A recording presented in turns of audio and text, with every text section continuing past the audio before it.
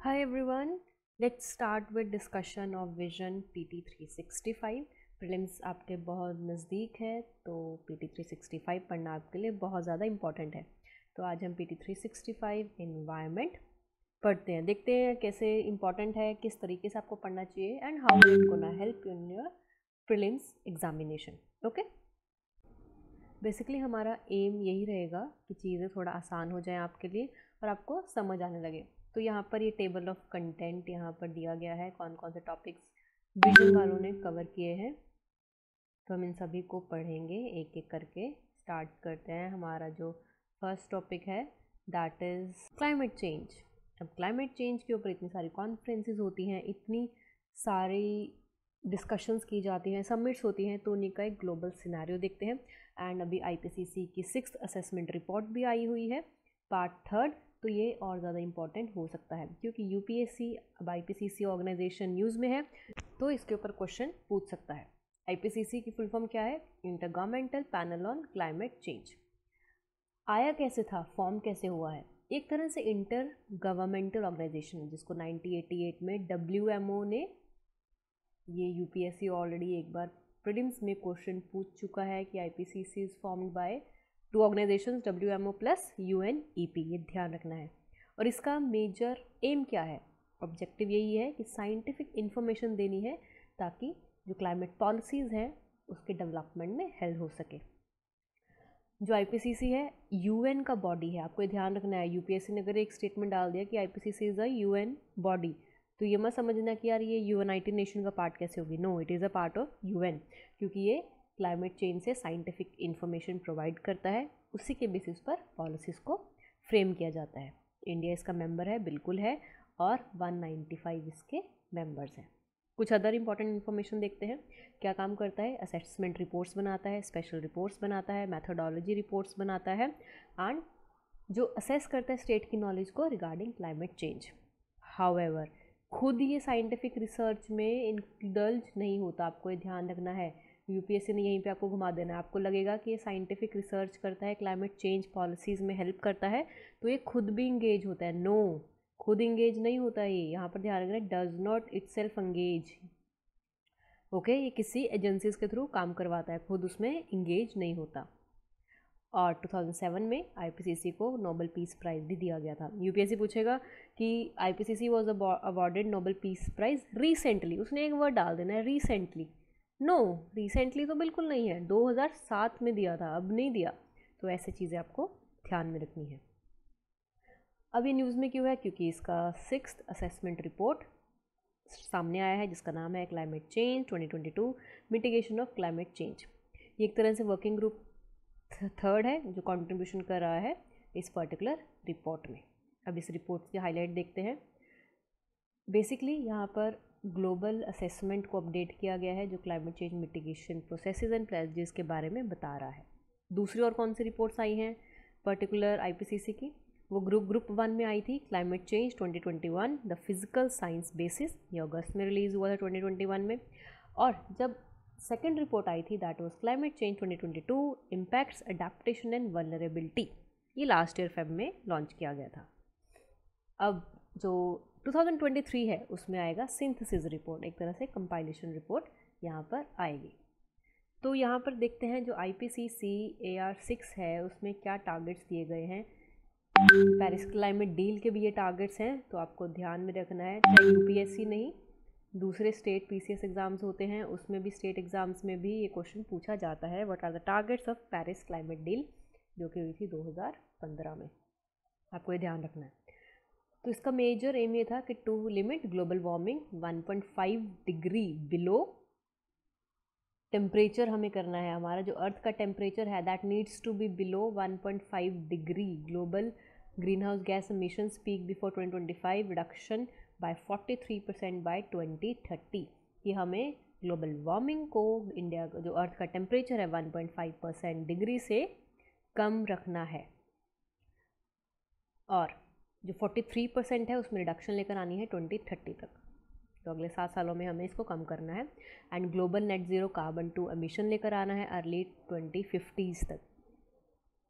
Global net zero carbon dioxide emission क्या होता है? इसका मतलब ये होता है कि सपोज़ अगर कोई फैक्ट्री जितना कार्बन डाइऑक्साइड प्रोड्यूस कर रही है उतना ही वो ग्रीन कवर भी इंक्रीज कर रही है, तो एक तरह से बैलेंस हो जाए, न्यूट्रल हो जाए, इसको बोलते हैं global net zero carbon emission.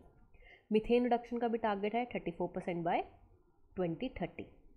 Global warming को 2 डिग्री से हमें कम करना है, 2025 तक इसको पीक पे नहीं होने देना है, और इसमें 27% की कटौती लेकर आनी है 2030 तक, 2030 तक। ओके, अब यहाँ पर global net zero carbon dioxide emissions है वो भी 2070 के जो लेवल का था वहाँ पर लेकर आना है।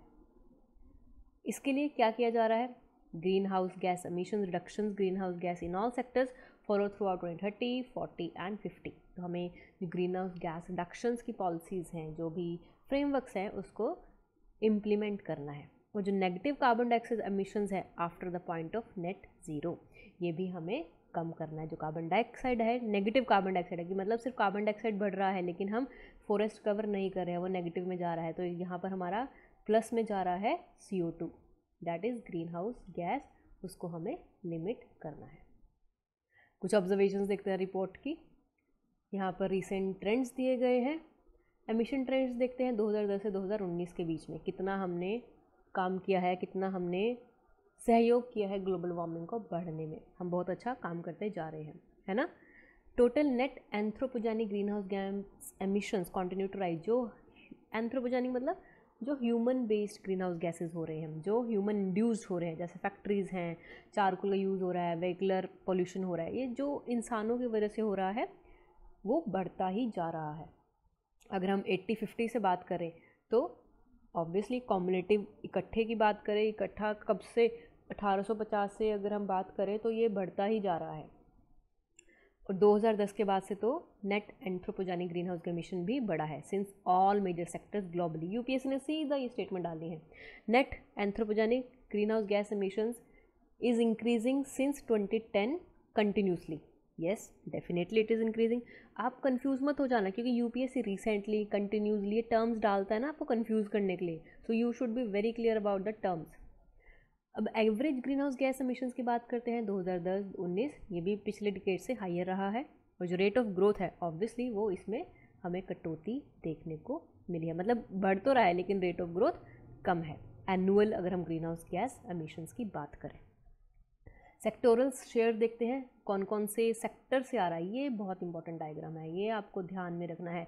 मेंस के लिए तो ये बहुत ज़्यादा इंपॉर्टेंट है, क्योंकि मेंस में आप ये सर्कल बना दो, ये पाई चार्ट बना दो, एग्जामिनर विल बी हैप्पी कि हाँ उसको आइडिया है कौन सा सेक्टर ज़्यादा कंट्रीब्यूट कर रहा है। चाहे आपको परसेंटेज एग्जैक्टली मत याद हो, बट यू शुड नो कौन सा सेक्टर ज़्यादा कंट्रीब्यूट कर रहा है ग्रीन हाउस गैसेज में। वो है एनर्जी सप्लाई सेक्टर 34%, उसके बाद आता है 24% इंडस्ट्री, देन आ रहा है agriculture forestry, then transport, and सबसे लास्ट में आ रहा है बिल्डिंग। तो यूपीएससी ने ऐसे पूछना है कि अरेंज इन डिक्रीजिंग ऑर्डर और असेंडिंग और डिसेंडिंग ऑर्डर्स कि कौन सा सेक्टर का ज़्यादा कंट्रीब्यूशन है in green house gas emission, तो आप इसको देख लेना अच्छे से। Variation in global regionals to global green house gas emission, अगर हम ग्लोबली बात करें देखते हैं क्या है। At least 18 countries sustain green house gas emission reductions for longer than 10 years. तो 18 कंट्री ऐसी हैं जिन्होंने कोशिश किया है ग्रीन हाउस गैस को कम करने की। जो लीस्ट डेवलपमेंट कंट्रीज़ हैं और जो स्मॉल आइलैंड डेवलपमेंट कंट्रीज़ हैं जिनका पर कैपिटा एमिशंस भी कम रहता है, excluding carbon dioxide emitted from land use change and forestry, that is लुलुस। तो इसमें जो लीस्ट डेवलपमेंट कंट्रीज़ हैं या स्मॉल आइलैंड डेवलपिंग स्टेट्स हैं उनका कम रहा है कार्बन डाइऑक्साइड एमिशंस अगर हम ग्लोबल एवरेज की बात करें, बट उनका लैंड यूज़ और land use change and forestry में कंट्रीब्यूशन तो रहा है।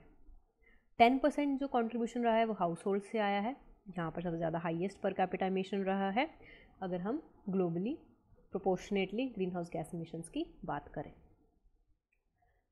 अगर हम इनएडुकेट करंट पॉलिसीज़ की बात करें कि हमारी जो पॉलिसीज है देवर इनएडुकेट, जो प्रोजेक्शन है मीडियन ग्लोबल वार्मिंग का 3.2% by 2100 without strengthening of policies. अगर हमारी जो पॉलिसीज़ बनाई तो गई हैं, अगर टारगेट अचीव नहीं किया गया तो हमारा जो ग्लोबल वार्मिंग का लेवल है वो 3.2 डिग्री सेल्सियस तक पहुंच जाएगा 2100 तक, जो हमारा नेक्स्ट सेंचुरी आ जाएगी। लेकिन हमारा टारगेट क्या है, हमें 2 डिग्री सेल्सियस से कम करना है। अगर इसके ऊपर टेम्परेचर बढ़ गया तो अर्थ एक तरह से आग का गोला बन जाएगा, ऑलरेडी बन चुका है, इतना ज़्यादा हीट वेव हो रहा है, इतना ज़्यादा ग्लोबल वार्मिंग हो रहा है। सो यू कैन इमेजिन अगर 3.2 डिग्री सेल्सियस हो गया तो कितना ही इफेक्ट आएगा। क्लाइमेट फाइनेंस की बात करते हैं, जो फाइनेंशियल फ्लोज है वो भी यहाँ पर कम देखने को मिल रहे हैं, क्योंकि अगर हमें अपना टारगेट 2020 तक अचीव करना है तो we need regular and sustainable financial flows, जो कि नहीं हो रहा। Okay, so this was about climate change. अब मीथेन एमिशन की बात करते हैं। मीथेन, पहले मीथेन के बारे में पढ़ते हैं कि what is methane, what type of a gas it is, किस तरह की गैस है and how it contributes to climate change. पहले देखते हैं इसके करेक्टरिस्टिक्स क्या हैं। कलरलेस है, कोई कलर नहीं होता, ना ही कोई स्मेल होती है, और ये नेचुरल गैस का प्राइमरी कंपोनेंट होता है। लेकिन ये बहुत ज़्यादा पावरफुल है ग्रीन हाउस गैस, क्योंकि ये एटमॉस्फेयर में अगर आज रिलीज़ हो रही है तो अगले 20 सालों तक ये वहीं रहेगी, लेकिन ये कार्बन डाइऑक्साइड से कम साल तक सस्टेनेबल रहती है इन्वायरमेंट में, लेकिन 20 ईयर्स भी बहुत ज़्यादा होते हैं। पर इसकी ग्लोबल वार्मिंग पोटेंशियल देखते हैं, more than 80 times greater than that of CO2। अगर ये चाहे 20 सालों के लिए है, लेकिन जो इसका ग्लोबल वार्मिंग पोटेंशियल है, कितना इफेक्टिवली ग्लोबल वार्मिंग क्रिएट कर सकता है, ये कार्बन डाइऑक्साइड से 80 गुना ज़्यादा है। तो आप देख सकते हो कितना ही हार्मफुल है ये। 25% ग्लोबल वार्मिंग को कंट्रीब्यूट कर रहा है। ये फैक्ट्स आपको ना मेंस में भी काम आएंगे, you should remember it. Okay, 25% global warming में कंट्रीब्यूट कर रहा है एंड हाफ ऑफ ग्रोथ है इन ट्रोपोस्फेरिक जोन फॉर्मेशन, लेकिन ट्रोपोस्फेयर में जो ओजोन फॉर्मेशन होती है उसमें भी ये हेल्प करता है। एंड इंडिया है टॉप 5 में जहाँ से कंट्रीब्यूट कर रहा है इंडिया मीथेन प्रोडक्शन में, मीथेन फॉर्मेशन में इन द होल वर्ल्ड। अब देखते हैं कि मीथेन आ कहाँ से रहा है, आता कहाँ से है, अपने आप से पैदा होता है या it is human based, it is anthropogenic. जो मोस्ट ऑफ द इंक्रीज है वो बायोलॉजिकल ओरिजिन का होता है, rather than coming from a surface during the extraction of fossil fuels, क्योंकि अगर हम फॉसिल फ्यूल भी एक्सट्रैक्ट करते हैं, माइनिंग करते हैं, वहाँ से भी कुछ गैसेज रिलीज होती है that are not beneficial for our environment. तो सबसे ज़्यादा आ रहा है वेटलैंड से, उसके बाद fossil fuel extraction, then livestock, then landfill and agriculture waste, natural geological seeds, rice cultivation, burning of plant matter, termites and other wild animals. तो आपको ये ध्यान रखना है कि सबसे पहले आ रहा है वेटलैंड से, देन फॉसिल फ्यूल से, देन लाइवस्टॉक। यूपीएससी ने ऐसा नहीं पूछना कि कौन सी पैरामीटर से सबसे ज़्यादा आ रहा है, नो, उन्होंने ये पूछना है which are the major contributors of methane, livestock, burning of plant matter, termites and other wild animals. आप सोचोगे टर्माइट्स छोटे छोटे से कीड़े मकोड़े कैसे करेंगे, but no, these are also the emitter of methane. तो इस तरीके से यूपीएससी क्वेश्चन पूछता है, जिस तरीके से यूपीएससी क्वेश्चन पूछता है, अगर आप उस तरीके से प्रिपरेशन करने लग जाओ तो आपका एग्जाम क्लियर हो जाएगा बहुत आसानी से। It's just that you should know the way how to crack UPSC, right. इसमें कोई रॉकेट साइंस नहीं है, you just have to understand it. अब Global methane Assessment 2030 baseline report आई हुई है, जिसने रिलीज़ किया है CCAC ने, that is Climate and clean Air Coalition and United Nation Environment Programme. तो ये डायरेक्ट यूपीएससी का क्वेश्चन बनता है, यहाँ पर वो पूछ सकता है ग्लोबल मीथेन असेसमेंट रिपोर्ट आई है, which are the agencies that have released it. Okay, अब रिपोर्ट का कुछ देखते हैं। ये रिपोर्ट लॉन्च किया गया है at climate and clean air ministerial meeting at 27 conference of parties, जो कि UNFCCC की अगर आप पढ़ते हो, रेगुलर फॉलो करते हो, तो conference of parties UPSC major topic रहा है। और ये जो सबमिट्स होते हैं ये हर साल एग्जामिन किया जाता है, हर साल ऑर्गेनाइज किया जाता है एंड अपने अपने टारगेट्स यहाँ पर बताए जाते हैं। यहाँ पर बेसलाइन प्रोजेक्शंस को बताया गया है मीथेन एमिशंस के, कि कैसे अगले आने वाले साल में अगर इसका प्रोडक्शन बढ़ता गया तो इसके क्या इम्प्लीकेशन हो सकते हैं एंड कैसे हमें ग्लोबल मीथेन प्लेज टारगेट भी लेकर आना है। कुछ की फाइंडिंग्स देखते हैं। जो हमारा प्री इंडस्ट्रियल लेवल है, इंडस्ट्रियल रेवोल्यूशन से पहले वाला जो लेवल है, उससे 260% मीथेन अमाउंट और एटमॉस्फेयर में बढ़ गई है। और जो ह्यूमन ड्रिवन मीथेन एमिशंस है, जो इंसानों की वजह से कंट्रीब्यूशन हो रहा है, यहाँ पर भी anthropogenic resource are the major contribution of current net warming, और ये 45% तक कंट्रीब्यूट कर रहे हैं। 2021 saw the largest annual increase recorded in the methane production. अब इसी से रिलेटेड कुछ इंपॉर्टेंट न्यूज़ देखते हैं। Global methane pledge, global methane pledge ये क्यों इंपॉर्टेंट है और ये है क्या, ये देखते हैं। इंडिया इसका मेंबर नहीं है, आपको ये ध्यान रखना है। ग्लोबल मीथेन प्लेज का India is not a member, और इसको ज्वाइन किया है ऑस्ट्रेलिया ने अभी रिसेंटली। इसको कब लॉन्च किया गया था, इसको 2021 में लॉन्च किया गया था। बाय द नेम इटसेल्फ, ताकि हम मीथेन को चेक कर सकें और इसको रिड्यूस कर सकें। किसने स्टार्ट किया है? यूएस एंड यूरोपियन यूनियन ने। एंड इसका मेन एम यही है कि कैसे हमें मीथेन को कम करना है 30% तक बाय बिलो 2020 लेवल्स बाय 2030 की 2020 से जो बिलो लेवल्स हैं कि उससे नीचे का जो लेवल है उसे 30% में कटौती लेकर आनी है 2030 तक, ये टारगेट दिया गया है। मेंबरशिप कौन कौन है? 100 कंट्रीज इसमें मेंबर्स हैं जो कि टुगेदर 45% कंट्रीब्यूट कर रहे हैं मीथेन में। इंडिया ने क्यों साइन नहीं किया ये प्लेज? क्योंकि अगर इंडिया ने साइन कर दिया, India is a developing economy, अगर उसे साइन कर दिया तो उसका इम्पैक्ट होगा, ट्रेड होगा, कंट्री का जो फार्म सेक्टर है वो इम्पैक्ट होगा, उसका लाइफ स्टॉक भी इम्पैक्ट होगा, क्योंकि India is a growing country, is a developing country. अगर उसके जो मेजर सोर्सेज रहे हैं, मेजर इकोनॉमिक फैक्टर रहे हैं, अगर उन्हीं पर हम क्वेश्चन कर दें कि आप इस पर अभी रोक लगा दो या लिमिटेड वे से कुछ भी प्रोडक्शन करो, तो how will our economic grow? तो इसलिए इंडिया ने इसको साइन नहीं किया। बट जो मेजर डेवलपिंग इकोनॉमिक्स है दैट आर ऑलरेडी पार्ट, वो कंट्रीब्यूट इसमें कर सकते हैं क्योंकि they are already developed countries. Next is about global energy monitor.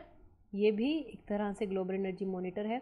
Just 30 fossil fuel companies account for nearly half of the planet warming methane. कि जो 30 ऐसी कंपनीज हैं, फॉसिल फ्यूल कंपनीज हैं, वो हमारे मीथेन प्रोडक्शन में 50% कंट्रीब्यूट करते हैं एनर्जी सेक्टर को। एंड एक तरह से ग्लोबल एनर्जी मॉनिटर एनजीओ है, आपको ध्यान रखना है ये एनजीओ है, ये शेयर करता है information and support regarding worldwide movement for clean energy. Next आता है इंटरनेशनल मीथेन एमिशन ऑब्जर्वेटरी।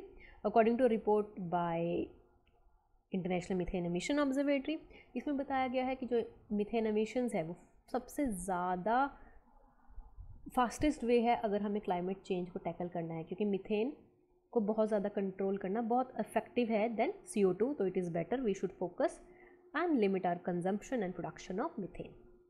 ये जो IMEO है ये UNEP का इनिशिएटिव है जिसको 2021 में लॉन्च किया गया था with the support from European Commission. Aim यही है कि मीथेन को कम करना है, बट मेजर स्टार्टिंग फैक्टर होगा फॉसिल फ्यूल सेक्टर से। कोर इम्प्लीमेंटिंग पार्टनर है global methane pledge. NASA's earth surface mineral dust source investigation mission. अब नासा ने भी एक मिशन लॉन्च किया गया है, मीथेन सुपर एमिटर्स, ये मैप किया गया है NASA's earth surface mineral dust resource investigation ने। ये आइडेंटिफाई करेगा कि कितने जो मोर देन 50 सुपर एमिटर्स हैं मीथेन गैस के, कौन कौन से एरिया में, Central Asia, West Asia, south western United Nations. ये आइडेंटिफाई करेगा कि कौन कौन सी कंट्रीज सुपर एमिटर्स हैं। एंड सुपर एमिटर्स क्या करेंगे? फैसिलिटीज़ प्रोवाइड करेंगे, इक्विपमेंट्स प्रोवाइड करेंगे, इंफ्रास्ट्रक्चर देंगे, typically fossil fuel, waste, agriculture sectors that emit methane at high rates, क्योंकि यहाँ पर सबसे ज़्यादा मीथेन का प्रोडक्शन हो रहा है और हमें यहाँ पर कोशिश करना है ताकि हमारा जो मीथेन प्रोडक्शन है वो लिमिट हो सके। So that was about methane. Next about ocean acidification and Arctic ice, ये भी इंपॉर्टेंट टॉपिक है। रेलिवेंट इन्फॉर्मेशन देखते हैं। जो ग्लोबल ओशन एसिडिफिकेशन ऑब्जर्वेटिंग नेटवर्क है गोआ ऑन, ये कोलैबोरेटिव इंटरनेशनल नेटवर्क है जिसको 2012 में बनाया गया था। अब ये नई टर्म है, इसका मतलब ये नहीं कि लगेगा आपको हाँ मैंने सुना तो है नहीं, तो शायद 1-2 साल पुराना ही लॉन्च हुआ होगा। नो, 2012 में लॉन्च किया गया है। ये मेजर एम यही है कि कैसे हमें ओशन में एसिडिफिकेशन हो रहा है इसको चेक करना है इन एस्चुरीन कोस्टल ओपन ओशन इन्वायरमेंट्स में, जो कि मैरीन इकोसिस्टम को इम्पैक्ट कर रहा है। एंड हमें ऐसी इन्फॉर्मेशन लेकर आनी है, ऐसे मॉडल्स लेकर आना है ताकि इसको हम लिमिट कर सकें। अब न्यूज़ में क्यों है? तो एक टीम है रिसर्चर ने, उन्होंने changing chemistry of western region of Arctic ocean को स्टडी किया है, क्योंकि वहाँ पर एसिडिटी लेवल बढ़ता जा रहा है, 3 से 4 गुना बढ़ता जा रहा है। अब ओशन एसिडिफिकेशन होता क्या है?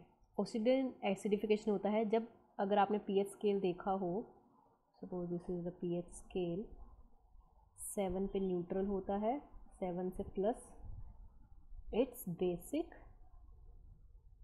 एंड 7 से माइनस इट्स एसिड। अगर pH स्केल पे रिडक्शन हो रहा है दैट मीन्स एसिडिफिकेशन हो रहा है, दैट मीन्स एसिड बढ़ता जा रहा है। और प्राइमरी कॉज क्या है? Uptake of carbon dioxide from the atmosphere.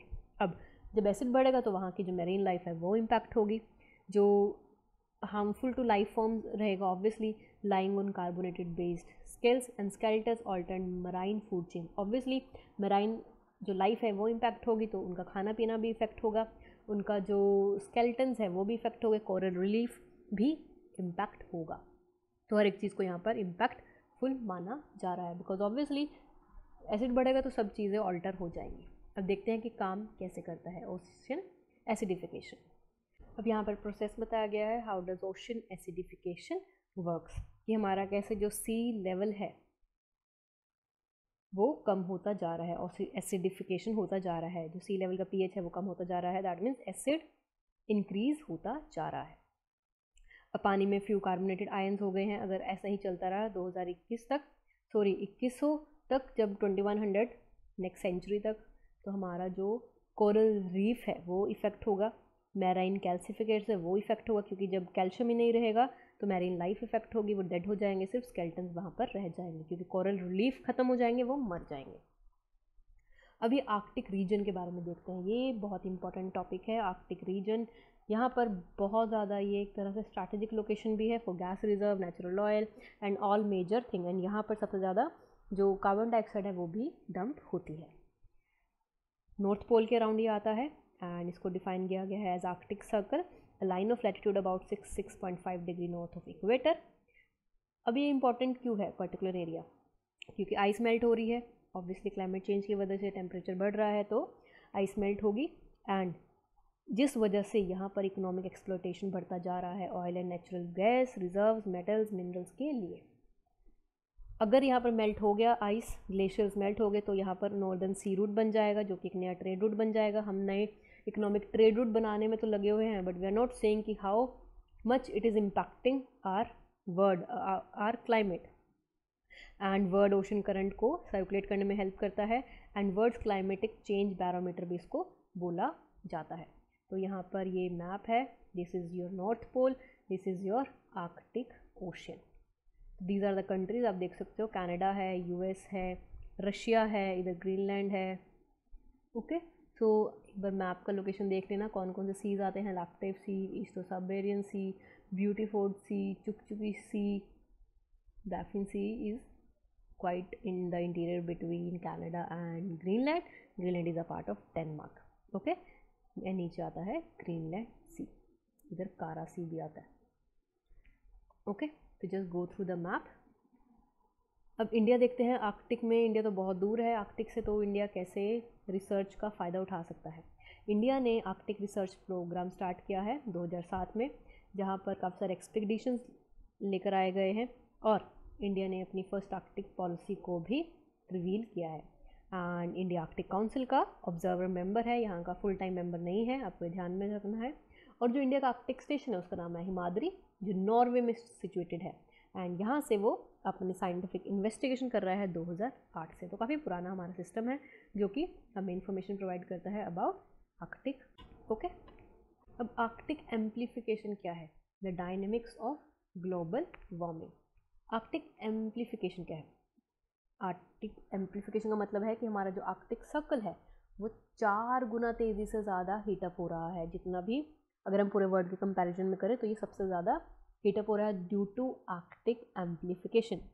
AA ये कैसे होता है?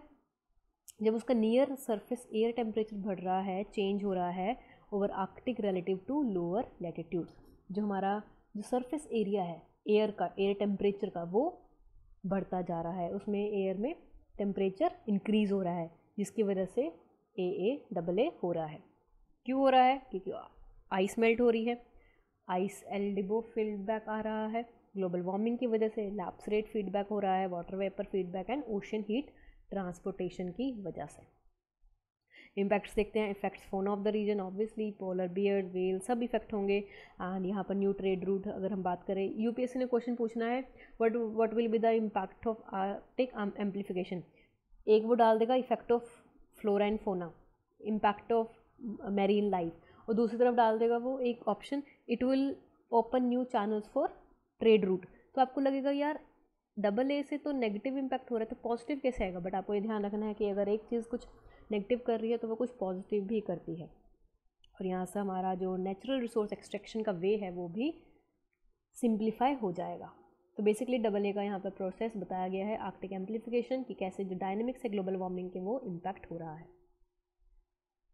ओके, आप you can just go through, क्योंकि अगर आइस मेल्ट होंगी, दिस इज द साइकिल जो कि बता रहा है कि अगर एयर का टेम्परेचर राइज होगा, ग्लोबल वार्मिंग बढ़ेगी, तो उस वजह से सी मेल्ट होगा, आइस मेल्ट होगा, स्नो मेल्ट होगा, एंड जो बायोलॉजिकल एक्टिविटी है ओशन में वो बढ़ जाएगी, जिसकी वजह से लेस ऑब्जॉर्प्शन, सॉरी मोर ऑब्जॉर्प्शन, लेस रिफ्लेक्शन होगा, warming of the upper layer, ocean की जो अपर लेयर है वो वार्म होने लग जाएगी, लार्जर एनर्जी फ्लोज होंगे, फिर उसकी वजह से फिर टेम्परेचर राइज होगा और फिर ये ग्लोबल वार्मिंग में कंट्रीब्यूट करेगा। तो ये साइकिल ऐसा चलता रहेगा, और इस वजह से क्या होगा, एयर में भी एरोसोल पार्टिकल्स बढ़ जाएंगे, जिसकी वजह से ज़्यादा हेजीनेस रहेगी, क्लाउड्स रहेंगे, और जो एटमॉस्फेयर की टॉप मोस्ट लेयर है वो भी वार्म होती जाएगी through back radiation from atmosphere to the surface.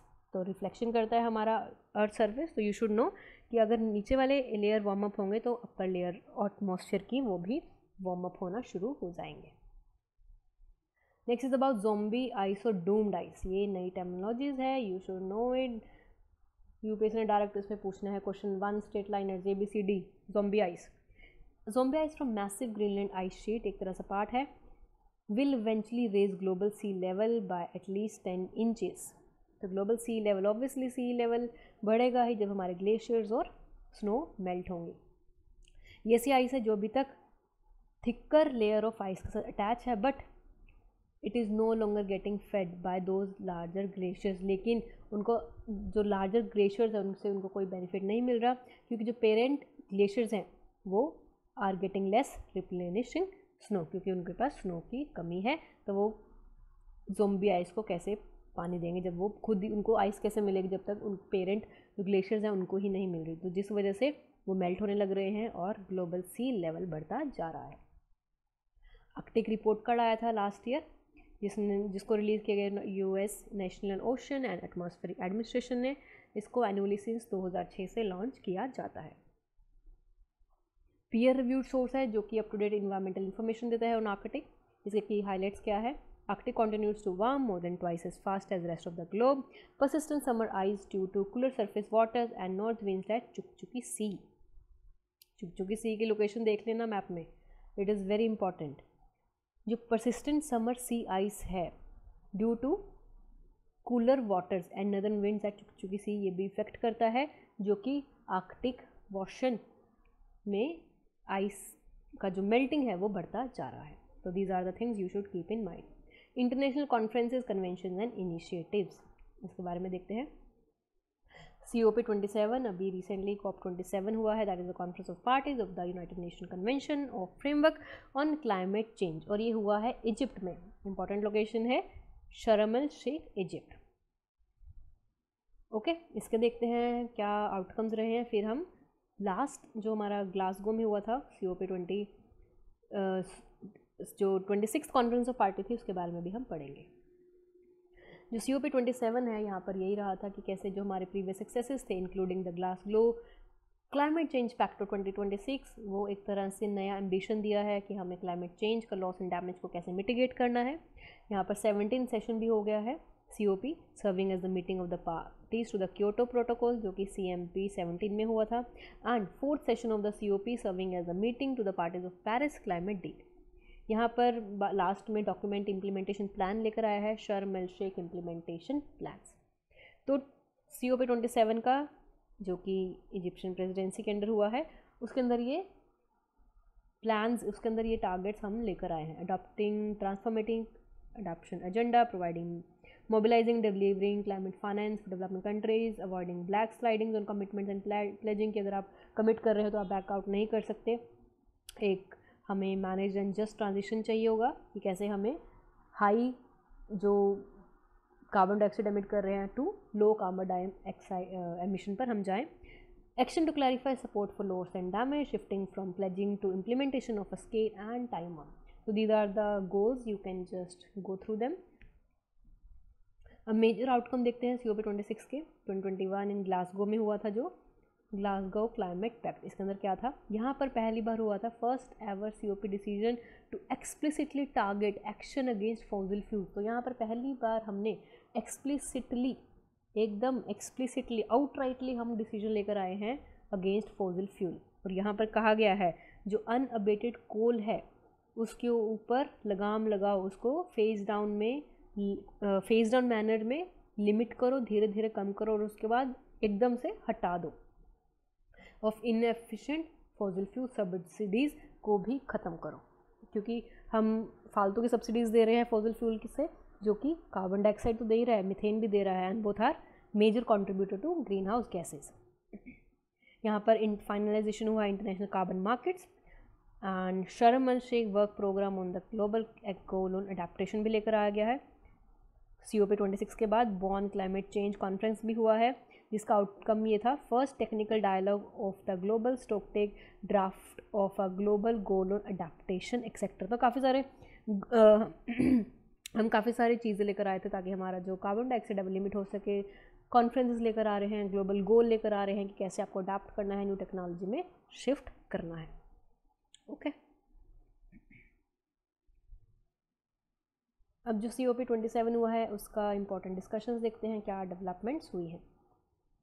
Climate targets हैं जो कंट्रीज़ ने रिक्वेस्ट किया है कि रिविजिट करें और अपना जो उनके क्लाइमेट टारगेट्स थे नए टारगेट्स लेकर आए, स्ट्रेंथन करें और उसमें तरक्की लेकर आएँ, ताकि हमारा जो क्लाइमेट के जो एग्रीमेंट, पेरिस क्लाइमेट डील में जो एग्रीमेंट हुआ था, जो टारगेट्स थे, हम उसको अलाइन कर सकें। मिटिगेशन है कि finalise the details of mitigation work programme. Adaptation है कि हमें जो नया फ्रेमवर्क लेकर आया है of the global goal adaptation, वो भी लेकर आना है थ्रू स्ट्रक्चर अप्रोच, जो भी ग्लासगो के अंदर हुआ था, एट COP28 में होगा इन 2023 में। न्यू प्लेजेस आए हैं जहाँ पर बताया गया है $230 मिलियन का कॉन्ट्रीब्यूशन किया जाएगा to the adaptation fund, and यहाँ पर सिर्फ डेवलप्ड कंट्रीज जो डेवलप्ड हो चुकी हैं, industrialised economies, they will contribute. Finances भी कहा गया है, Sharm el Sheikh dialogue launch on article 2.1 CO Paris climate deal to report back at COP28। Article 2.1 क्या कहता है, read financial flow should be aligned with the global temperature targets, कि हमने जो पहले टारगेट्स दिए थे दे आर नॉट जस्टिफाइबल, तो इसलिए जो हमारे ग्लोबल टेम्परेचर टारगेट्स हैं उसके अकॉर्डिंग ही फंडिंग होनी चाहिए। लॉस एंड डैमेज की बात करते हैं, जो न्यू फंडिंग अरेंजमेंट है वो भी इस्टेब्लिश किया गया है ताकि जो लॉस एंड डैमेज है उसको हम मिटिगेट कर सकें। और जो डेवलपिंग कंट्रीज़ हैं वो जो कि सबसे ज़्यादा वल्नरेबल है क्लाइमेट चेंज के इम्पैक्ट को, वो इसमें आएंगी। ट्रांजिशनल कमेटी यहाँ पर बनाया जाएगा जो कि बताएगा कि कैसे फंडिंग अरेंजमेंट को आप यूज़ कर सकते हो। इसके लिए इंस्टीट्यूशनल अरेंजमेंट बनाया गया है ऑफ द सेंटियागो नेटवर्क। जो होस्ट रहेगा, सेक्रेटरी रहेगा नेटवर्क का, वो अब 2023 में सिलेक्ट किया जाएगा। एनर्जी को लेकर देखते हैं, यहाँ पर कहा गया है कि लोअर एनर्जी एमिशन आइटम्स की तरफ जाओ, हमें अनअबेटेड कॉल को कम करना है। फाइनेंशियल सिस्टम रिफॉर्म्स की बात की है, जो डेवलपमेंट बैंक्स हैं या फिर इंटरनेशनल फाइनेंशियल इंस्टीट्यूशंस हैं वो अनकरेज करें नए मॉडल्स लाने के लिए, चैनल्स ऑफ इंस्टीट्यूशन लाने के लिए, ताकि हमारा जो ग्लोबल क्लाइमेट एनर्जी है वो कम हो सके, वो एमरजेंसी में ना जाए। Just transition, a work programme on just transition was launch. इसके अंदर high level ministerial round tables भी लेकर आया है with the first taking place at COP28 next year. Agriculture की बात करें, Koronivia joint work for agriculture, ये भी इसको भी अगले 4 सालों का लीज दिया गया है ताकि establishment of 4 year Sharm el Sheikh joint programme on implementation of climate action on agriculture and food security. और ये जो KJWA है, ये ऐसा इकलौता प्रोग्राम है एग्रीकल्चर एंड फूड सिक्योरिटी को अंडर UNFCCC, ये आपको ध्यान में रखना है, ये इंपॉर्टेंट है। Technology transfer and development, first joint work programme बनाया गया है टेक्नोलॉजी एग्जीक्यूटिव कमेटी का and climatic technology centre network, जिसको सेटअप किया जाएगा फॉर द पीरियड ऑफ 2023 से 2027। इसके अलावा जो फर्स्ट COP है, यहाँ पर इसमें पहली बार डिसीजन कवर किए गए हैं फूड को लेकर, रिवर्स को लेकर, नेचर बेस्ड सोल्यूशंस लेकर आए हैं, टिपिंग पॉइंट्स लेकर आए हैं, एंड कहा गया है we have the right to healthy environment.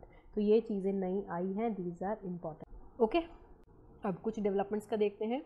Break through agenda set priorities, जो सिग्नेटरीज हैं ब्रेक थ्रू एजेंडा, वो भी मैप आउट किया गया है आउट बाय प्रायोरिटी एक्शंस को, जिसको डिलीवर किया जाएगा by 2028। And of course India is a member to make clean technologies, हमें क्लीन टेक्नोलॉजीज को लेकर आना है, इफेक्टिव बनाना है, कॉस्ट इफेक्टिव बनाना है, क्लीनर बनाना है एंड चीपर बनाना है। इसको लॉन्च किया गया था COP 2026 में by a coalition of 45 world leader, and obviously India is a signatory to it.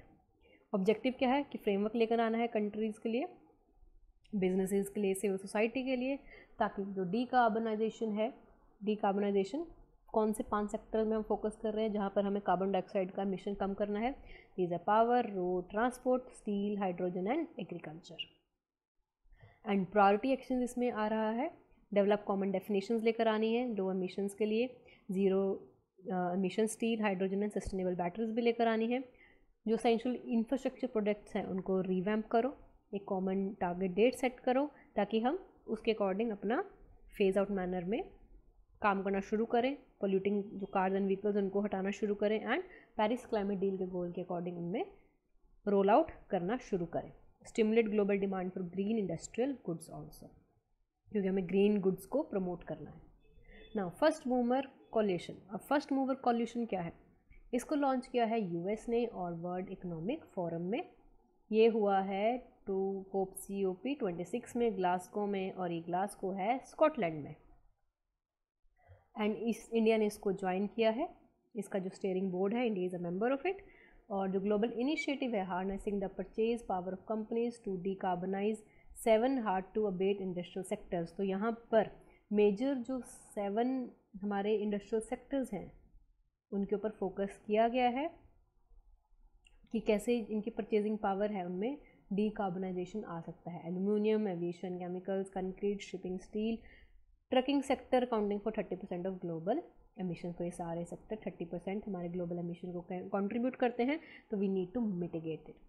Also zero carbon technologies को हमें कमर्शलाइज करना है, एंड जो क्रिटिकल इमर्जिंग टेक्नोलॉजीज़ हैं जो कि ज़ीरो नेट ज़ीरो ट्रांजिशन में हमें हेल्प करेगी, हमें उसको स्केल अप करना है। ऑब्वियसली उनको बढ़ावा देना है, तभी कार्बन डाइऑक्साइड एमिशन कम होगा। एंड हमें agriculture research, development and demonstration में भी कंट्रीब्यूट करना चाहिए। Priority action supported by various initiatives. कौन कौन से इनिशिएटिव्स हैं? फर्स्ट मूवर्स कोलिशन, ये हमने देख लिया है। First mover coalition is a coalition of which countries? अभी हमने पढ़ा है climate investment fund, largest multilateral climate fund focused on transformational climate innovation in 72 middle and low income countries. Obviously India is a part of it. Mission possible partnership, यहाँ पर भी एक तरह से ये क्लाइमेट ऑर्गेनाइजेशंस का एक अलाइंस है जहाँ पर डिफरेंट क्लाइमेटिक ऑर्गेनाइजेशंस आकर काम कर रही हैं। नेक्स्ट आता है Indonesia just energy transition partnership.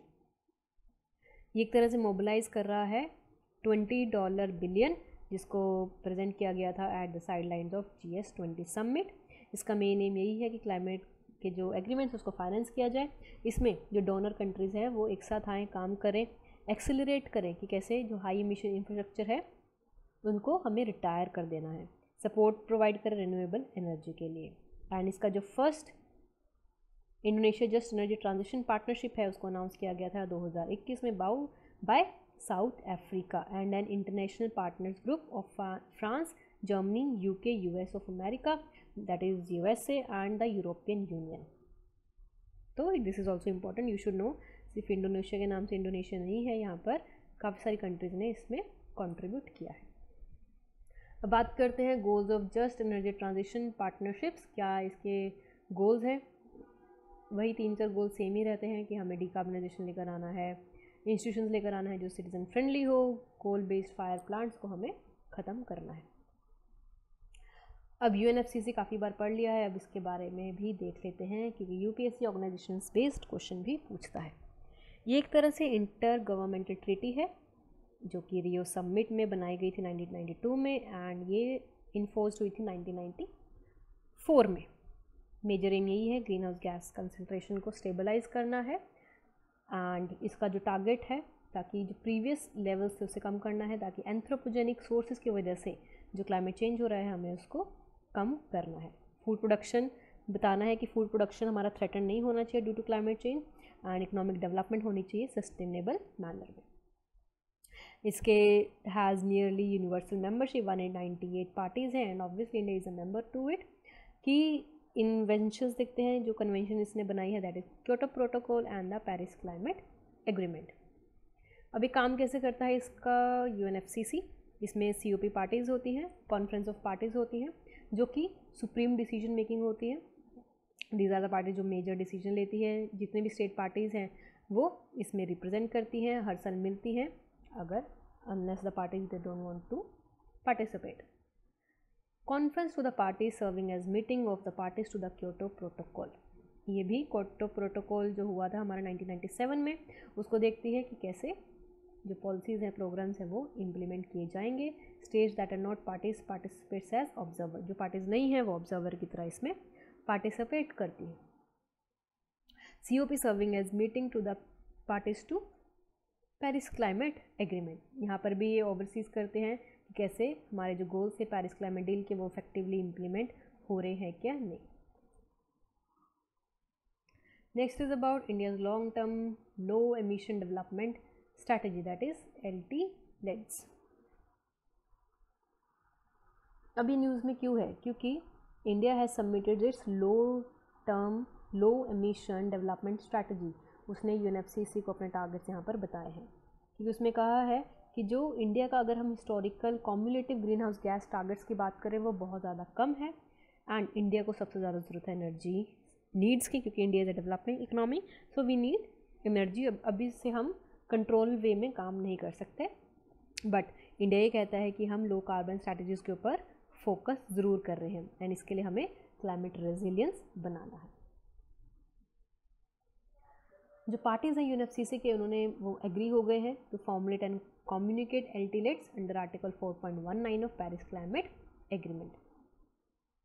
COP26 जो हुआ था ग्लासगो में, that is in Scotland, parties that have not done so had been urged to communicate their LDs by 20। जिन पार्टीज़ ने अब तक अपने टारगेट्स नहीं बताए हैं वो नेक्स्ट कॉन्फ्रेंस तक अपने टर्म्स एंड कंडीशंस जो भी टारगेट्स हैं वो बता दें। Formulated mindful of Article 2. Considers common but differentiated responsibility and respective capabilities in the light of different national circumstances. Obviously ये CBDT का कॉन्सेप्ट है, अगर आपने पढ़ा होगा कि कॉमन, हमारा कॉमन गोल तो यही है कि क्लाइमेट चेंज को लिमिट करना है, ग्रीन हाउस गैसेस को कम करना है, लेकिन डिफ्रेंशिएटेड रिस्पॉन्सिबिलिटी है। डिफ्रेंशिएटेड रिस्पॉन्सिबिलिटीज़ का मतलब कि जो डेवलप्ड इकोनॉमिक्स है उनका कॉन्ट्रीब्यूशन उसमें ज़्यादा रहेगा, लेकिन जो अंडर डेवलप्ड या डेवलपिंग इकोनॉमिक्स है उनका उसमें कॉन्ट्रीब्यूशन कम रहेगा। And these are not mandatory unlike national determined contributions, क्योंकि हर एक कंट्री ने अपने अपने टारगेट्स भी बताए हैं अंडर पेरिस क्लाइमेट डील, लेकिन वो मैंडेटरी है। लेकिन आपको ये ध्यान रखना है ये नॉट मैंडेटरी है। UPSC ने आपको यहीं से फंसा देना है कि these are also the mandatory and compulsory protocols, but no, these are not mandatory. ये बेसिकली नेशनल डेवलपमेंटल कॉन्ट्रीब्यूशन से थोड़े ब्रॉड है, एंड यहाँ पर डेवलपमेंट गोल्स भी लेकर आ रहे हैं। इसके अंदर गवर्नमेंट एक्सपेंडिचर एंड इन्वेस्टमेंट भी कंसीडर किया जाएगा। अब देखते हैं क्या इसकी करंट पॉलिसीज़ एंड टारगेट्स हैं। हमें लेकर आना है लो carbon development of electricity systems consistent with development. की डेवलपमेंट तो हो रही है बट जो कार्बन एमिशन है वो भी कम हो। जो NDC टारगेट है वो यही है कि हमारा जो नॉन फ्यूल कैपेसिटी है उसको 50% तक बढ़ाना है बाय 2030। रिन्यूएबल परचेज ऑब्लिगेशंस हैं फॉर डिस्ट्रीब्यूशन कंपनीज, वो भी एक्सेसिबल हो सके for consumers and captive power plants. Green energy corridors भी बनाए जाएंगे ताकि हमारे जो ट्रांसमिटेबल नेटवर्क है वो भी बढ़ सके against 8 renewable energy sectors states. 3-fold rise in nuclear installed capacity by 2030। ये हम इंडिया के टारगेट्स की बात कर रहे हैं। Integrated efficient inclusive low carbon transport system भी हमें चाहिए, जहाँ पर हम बात करेंगे 2025 तक 20% तक एथेनॉल ब्लेंडिंग हो पेट्रोल में। Indian railways to become net zero by 2030 की कोल से ना चलें, वो सिर्फ नेट ज़ीरो कार्बन एमिशन करें। एंड डायरेक्टली भारत स्टेज 6 पर हम चले जाएं। आपने भारत स्टेजेस पढ़ी होंगी, भारत स्टेज 1, 2, 3, 4, 5 एंड 6। तो अभी कौन सा स्टेज चल रहा है in 2023? Which Bharat stage is in line? Tell me. A national master plan भी बनाया गया है for multi model connectivity, PM Gati शक्ति योजना। अडेप्टेशन, अगर हम अर्बन डिज़ाइन की बात करें तो यहाँ पर नेशनल अर्बन फ्रेमवर्क लेकर आया गया है। नेशनल बिल्डिंग कोड है, एनर्जी कंजर्वेशन बिल्डिंग कोड भी है, इको निवास है, संहिता है जो कि एनर्जी कंजर्वेशन बिल्डिंग है, रेजिडेंशियल बिल्डिंग्स का पार्ट है, इंडिया कूलिंग एक्शन प्लान है, national mission on sustainable habitat है, extended producer responsibility 2021 and plastic waste management rules भी हैं 2021। So these are the policies for urban design. Next आता है economy wide decoupling of growth from emissions and development of low emission industrial system. तो industrial system के लिए भी काफ़ी सारी चीज़ें, missions, plans government of India लेकर आई है। National mission for enhanced energy efficiency and sustainable habitat, standards enabling scheme, efficient energy efficiency platform. These are the national policy of biofuels, green hydrogen technology. ये आपको पता ही होगा। CO2 removal and related energy solution, यहाँ पर R&D research करने की बात किया जा रहा है in major techniques and methodologies like carbon capture, utilization and storage. Next is about foreign and vegetation cover को हमें बढ़ाना है through socio economic and ecological consideration के लिए। एंड इसका जो मेजर टारगेट है हमें कि कार्बन सिंक बनाना है और 2.5 to 3 billion tonne of carbon dioxide equivalent by 2030 की। इतना 2.5 to 3 बिलियन टन का कार्बन डाइऑक्साइड प्रोड्यूस हो रहा है, तो इतना हमें वेजिटेशन कवर को भी इंक्रीज़ करना है। डिग्रेडेड लैंड है 26 मिलियन को रिकवर करना है बाय 2030। नेशनल बायोडाइवर्सिटी टारगेट्स भी हैं in line with 20 global Aichi biodiversity goals। कब आए थे Aichi biodiversity goals? in 2002। Afforestation programme भी है, नगर वन योजना है, नेशनल रेड प्लस है, reducing degradation strategy 2018 etcetera. Major greening efforts आ रहा है तो National Highways Authorities of India and Indian Railways. Next आता है economic and financial expect of low carbon development. Business responsibility आ रही है एंड सस्टेनेबिलिटी रिपोर्ट आ रही है by SEBI.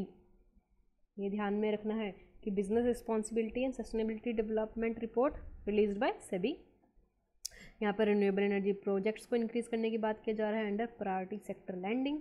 Sustainable finance group बनाया जा रहा है established by RBI to lend regulatory initiative in the area of investment linked to climate risk and sustainable finance. अगर हम इंडिया के long term low emission development strategies की बात करें तो यहाँ पर एक टारगेट दिया गया है कि हमें कैसे नेट ज़ीरो कार्बन एमिशन लेकर आ रहा है 2070 तक, जो कि 7 ट्रांजिशंस के ऊपर बेस्ड है, 7 सेक्टर्स के ऊपर बेस्ड है, जहाँ पर हम हाई कार्बन डेवलपमेंट पाथवे से लो कार्बन डेवलपमेंट पाथवेज की तरफ जाएंगे। एंड ये जो विजन है, vision of lifestyle for the environment ने इन्फॉर्म किया है। अब ये विजन क्या है इसके बारे में देखते हैं। इन आवर लाइफ टाइम, इसको किसने लॉन्च किया है? इसको लॉन्च किया गया है national museum of natural history ने, और ये आता है under ministry of environment, forest and climate change and UNDP। ये इंपॉर्टेंट है, आपको ये ध्यान में रखना है। ऑब्जेक्टिव क्या है? ऑब्जेक्टिव यही है कि जो यूथ हैं age group between 18 to 23 years, ये मैसेंजर्स का काम करें और सस्टेनेबल हेल्दी लाइफस्टाइल्स की जो चीज़ें हैं वो अपनाएं।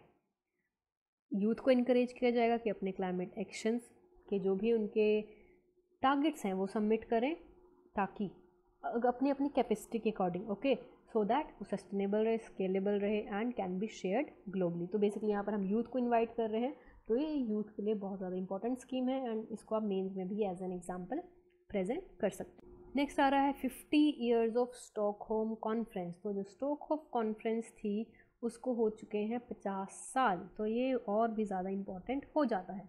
एक्सपेक्टेड क्वेश्चन इसके ऊपर आ सकता है इन UPSC। तो स्टॉकहोम प्लस 50 मीटिंग को हेल्ड किया गया है स्टॉकहोम में। स्टॉकहोम कहाँ पर आता है? ये आता है स्वीडन में। एंड स्टॉकहोम कॉन्फ्रेंस किसको बोलते हैं? United Nation conference of human environment को बोलते हैं, जिसको इस्टेब्लिश किया गया था 1972 में। एंड यहाँ पर क्योंकि ये इम्पॉर्टेंट क्यों है? क्योंकि यहाँ से ही पहली बार हमने इन्वायरमेंट के ऊपर जो थ्रेट है उसको समझा था, और वहीं से ऐसे ग्लोबल इश्यूज़ को हम सामने लेकर आए थे। इस बार का जो थीम था वो ये था, a healthy planet for the prosperity of all, our responsibility and our opportunity. Agenda क्या है? To share experience, initiatives to protect the planet, sustainable recovery from कोविड-19 पेंडेमिक, कैसे कोविड-19 पेंडेमिक हुआ था उसे हम सस्टेनेबली रिकवर करना है। इस कॉन्फ्रेंस के बारे में देखते हैं।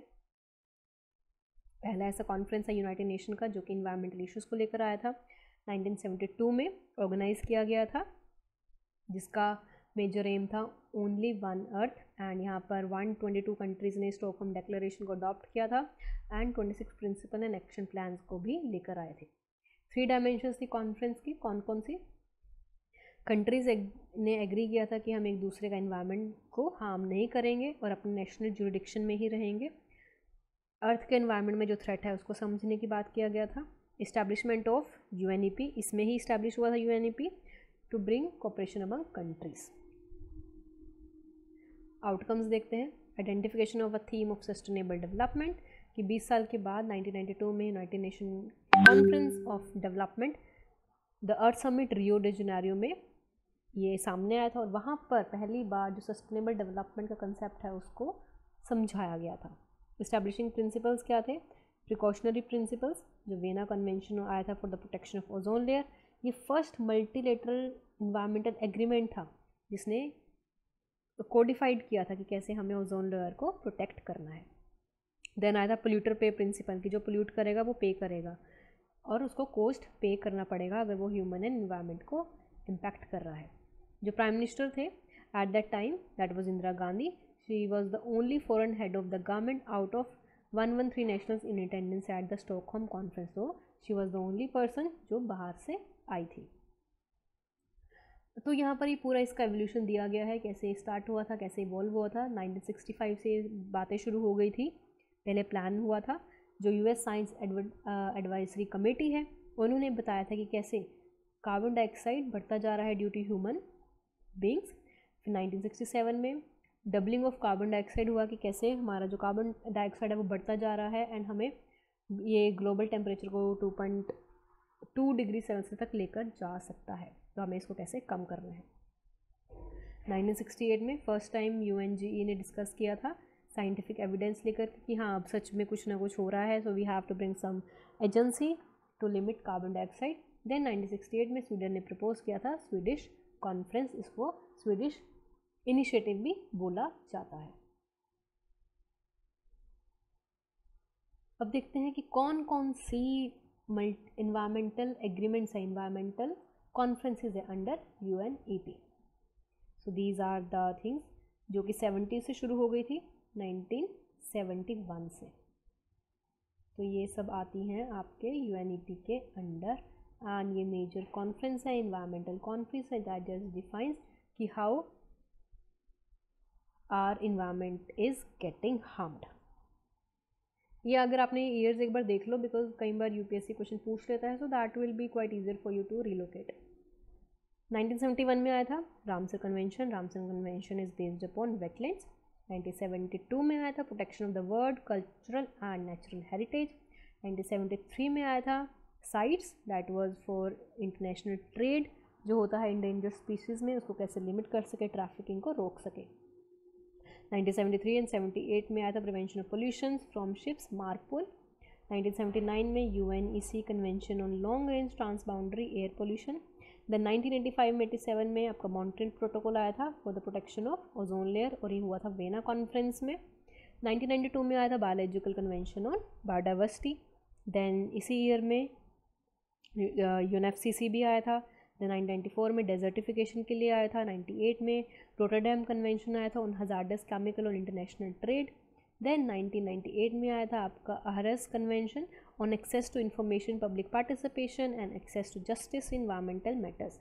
2001 में आया था Stockholm convention on persistent organic pollutants, कि जो हमारे इन्वायरमेंट में छोटे छोटे जो माइक्रो और जो पोल्यूटेंट्स होते हैं वो रह जाते हैं, सपोज प्लास्टिक, तो कैसे वो इम्पैक्ट करते हैं। देन 2013 में आया था Minamata convention on mercury, basically जब मर्करी की वजह से इम्पैक्ट हुआ था जापान में, उसके बाद ये आया था। So these are the multilateral environmental agreements under United Nation environment programme.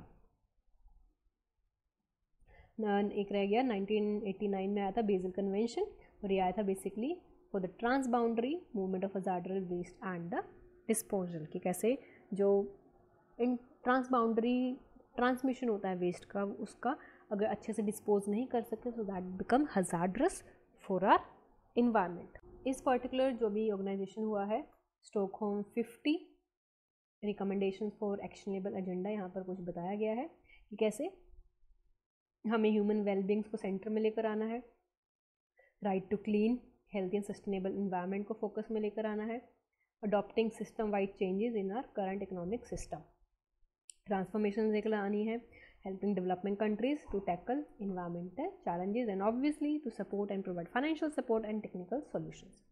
So that was the Stockholm Convention.